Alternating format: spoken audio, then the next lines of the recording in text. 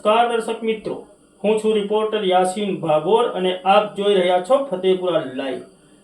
આજના મુખ્ય સમાચારની વાત કરીએ તો સંજેલી ખાતે મામલતદાર કચેરીના અધિકારીઓ અને કર્મચારીઓના ક્વાર્ટરો આગળ વરસાદી પાણી ભરાઈ જવા પામ્યા છે। તારીખ 11 ઓગસ્ટ 2024 અને રવિવારના રોજ બપોરે 3 વાગે મળતી માહિતી પ્રમાણે સંજેલી તાલુકાના મુખ્ય મથક સંજેલી ખાતે સંજેલી મામલતદાર કચેરીના અધિકારીઓ, કર્મચારીઓ અને મામલતદાર સહિતના વિવિધ અધિકારીઓના ક્વાર્ટરો આવેલા છે। આ ક્વાર્ટરોની આગળ પાણી ભરાઈ જવા પામ્યા છે। સંજેલી મામલતદાર કચેરીના ક્વાર્ટરોની આગળ તળાવ જેવી પરિસ્થિતિ સર્જાવા પામી છે।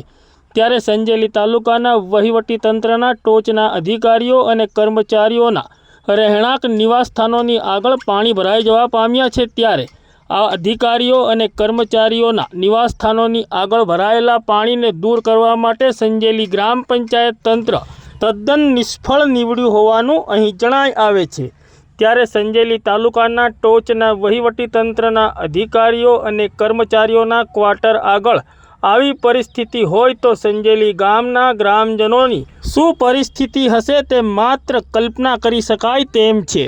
ત્યારે સમગ્ર સંજેલી તાલુકામાં ઠેર ઠેર ચર્ચાઓ ઉઠવા પામી છે કે સંજેલી ગ્રામ પંચાયતના સત્તાધીશો દ્વારા સંજેલી તાલુકાના મામલતદારના નિવાસસ્થાન તેમજ મામલતદાર કચેરીના કર્મચારીઓના નિવાસસ્થાનને પણ સંજેલી ગ્રામ પંચાયત સુવિધાઓ પૂરી પાડી શકતી ન હોય તો સંજેલીના ગ્રામજનોની તો વાત જ શું કરવી।